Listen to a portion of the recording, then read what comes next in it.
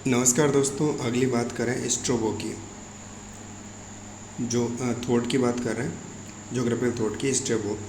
इसका time period 63 से 64 AD तक मानते हैं, बीसी से अपन, ठीक है ना। देखो बीसी 63 बीसी से 24 एडी तक रोमन काल में लिखी गई स्ट्रोबो की सारी रचनाएं यूनानी भाषा में होने से अधिकांश रोमन विद्वान उसके महत्वपूर्ण कार्य से अनभिज्ञ हैं।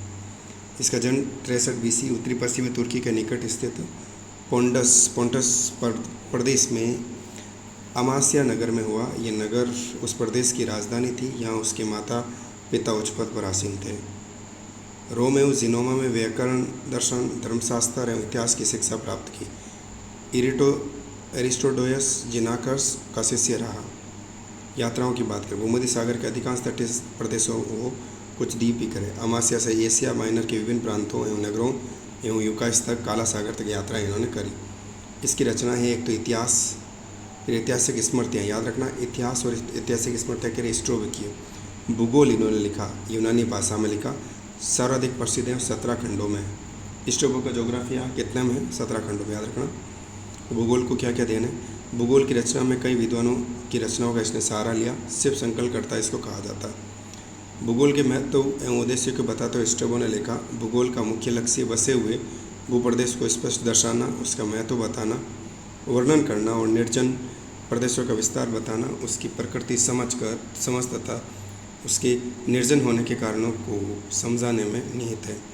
17 खंडों का भूगोल ग्रंथ। 17 खंडों का भूगोल ग्रंथ। एक दो की बात करें। पहले और दूसरे खंड में क्या है? भूगोल की परिभाषा, पृथ्वी इकाई के रूप में उसके कुछ प्रारंभिक तथ्य, भौतिक लक्षण, ज्ञात विश्व का विस्तार एवं उसकी राजनीतिक दशाएं, निर्जन अज्ञात प्रदेशों का अनुमान, पृथ्वी का आकार, विस्तार का वर्णन है। 3 से 10 तक की बात करें। 3 से 10 में क्या है? यूनान, इटली, यूरोप के शेष प्रदेशों पर प्रकाश डाला गया। 11 से 16 की बात करें। 11 से 16 में क्या है? 11 से 16 में एशिया का वर्णन, भौगोलिक विभाजन, जल स्तर और धरातल पर प्रकाश, पोंटस एवं उत्तरी टर्की का विस्तृत वर्णन, लाइसिया, वामानिया, ट्राड, लिहा एवं पूर्वी भूमध्य सागर के एशियाई तट का वर्णन, भारत वर्ष के सिंधु, गंगा और उसकी सहायक नदियों के धरातल, यहाँ के निवासियों, उत्पादन, राजनीतिक संस्थाओं पर प्रकाश, फारस, मेसोपोटामिया, यमन, सीरिया, अरब आदि एशिया के शेष मरुस्थलीय भागों पर प्रकाश। 17वां खंड की बात करें। 17वां खंड में क्या? लीबिया, अफ्रीका पर लिखा 17वां खंड, ठीक है ना। मिस्र, नील, नाइजर, सारा मरुस्थल पर प्रकाश इसमें डाला। पहली बार एटलस पर्वत का वर्णन इसने करा। नील का विस्तार सुदूर दक्षिण क्षेत्र से बताया। लीबिया को महासागर से घिरा हुआ बताया, ठीक है ना, घिरा हुआ बताया। हम्बोल्ट ने स्ट्रोबो की रचना को व्यवस्थित एवं विविधता रूपी सामग्री का भंडार एवं प्राचीन काल की सर्वोत्कृष्ट कृति बताया। अब बनबट्टी के अनुसार स्ट्रोबो ने भूगोल की 4 शाखाओं का विस्तृत वर्णन किया और ग्रह संबंधी और सामान्य विवरण पर प्रकाश डाला। भौतिक भूगोल, गणितीय भूगोल, ऐतिहासिक भूगोल, वर्णनात्मक भूगोल, ठीक है। स्ट्रोबो के ग्रंथ में उपरोक्त शाखाओं की अतिरिक्त मानव भूगोल के भी कुछ इसमें उत्कृष्ट वर्णन मिलते हैं। उसे वर्तमान में नियतिवाद, चिंतनवाद का पहला विचारक माना गया। नियतिवाद और चिंतन का पहला विचारक स्ट्रोबो माना गया। इसने बसी हुई पृथ्वी को ओक्यूमेने, क्या किसका नाम? ओक्यूमेन कहा प्रदेश, वर्तमान में एक्यूमेने सब प्रचलित है। तो एक्यूमेने किसके लिए आएगा? स्ट्रोबो के लिए आएगा, ठीक है ना, स्ट्रोबो के लिए। पृथ्वी का सामान्य वर्णन क्या क्या कि पृथ्वी गोलाकार है, ये ब्रह्मांड के मध्य स्थित है, अतः अन्य सभी आकाशीय पिंड इसका चक्कर लगाते हैं। 5 पेटियों में इसको विभक्त करा था, 5 पेटियों में विभक्त करा था।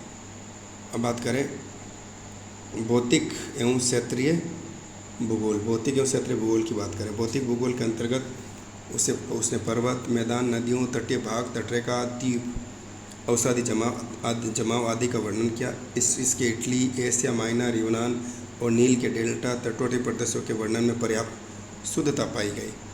उसने महासागर के पीछे हटने से नवीन भूभाग को विकसित होने की कल्पना की।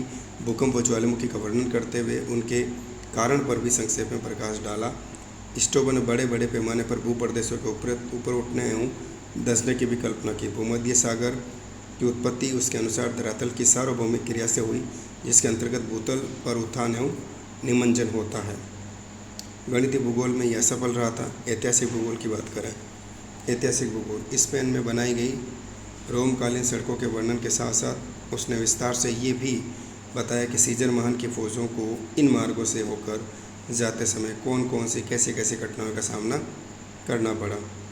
उसने यूनान का वर्णन करते हुए समय हरक्यूलिस एवं सिकंदर महान ने उनके उत्तराधिकारियों का वर्णन भी भौगोलिक वर्णन के साथ साथ विस्तार से दिया। वर्णनात्मक भूगोल यूरोप एशिया लीबिया। वर्णनात्मक भूगोल यूरोप एशिया लीबिया। अफ्रीका की बात करें, नील नदी में नियमित बाढ़ आने का एक मुख्य कारण उसके अनुसार ग्रीष्मकाल में इथोपिया के पर्वतीय भागों में वर्षा होना बताया था। नील नदी की उत्पत्ति इथोपिया यानी एबिसिनिया पर्वतों से बताया इन्होंने। लीबिया मरुधना का भी वर्णन इन्होंने किया था। इन्होंने इरोटोस्थनीज की भांति अफ्रीका को समकोण की त्रिभुज आकृति वाला समझा था। सांस्कृतिक भूगोल की बात करें, सांस्कृतिक भूगोल में वो यूनान एवं रोम काल में पहला विद्वान था जिसने प्राकृतिक भूगोल के तत्वों सांस्कृतिक तत्वों को परस्पर एवं अंतर प्रभावी बताया। जोग्राफर पर एक्सेलेंस बनबटी 1959-1935 के अनुसार 5वीं शताब्दी से ही रचना का संदर्भ विद्वानों में स्थान पर दिया। तब यूस्टेबियस ने स्ट्रैबो की स्कृति को ध्यान में रखकर जोग्राफर पर एक्सेलेंस कहा। स्ट्रैबो द्वारा प्रस्तुत मानचित्रों की बात करें, एक प्रकार से कच्चा रेखा चित्र है, रफ स्केच मैच कहा जा सकता है इसको। इस पर क्रिक सिकंदरिया से होती हुई एक देशांतर तथा उत्तरी मेसोपोटामिया गुजरती हुई एक अक्षांश देश रेखा खींची गई। सारे ज्ञात विश्व के मानचित्र की जो है बाय रूपरेखा इरोटोस्थनीज की नकल मात्र कही जा सकती है। इरोटोस्थनीज की नकल मात्र, ठीक है। अगले वीडियो में मिलते हैं। नमस्कार।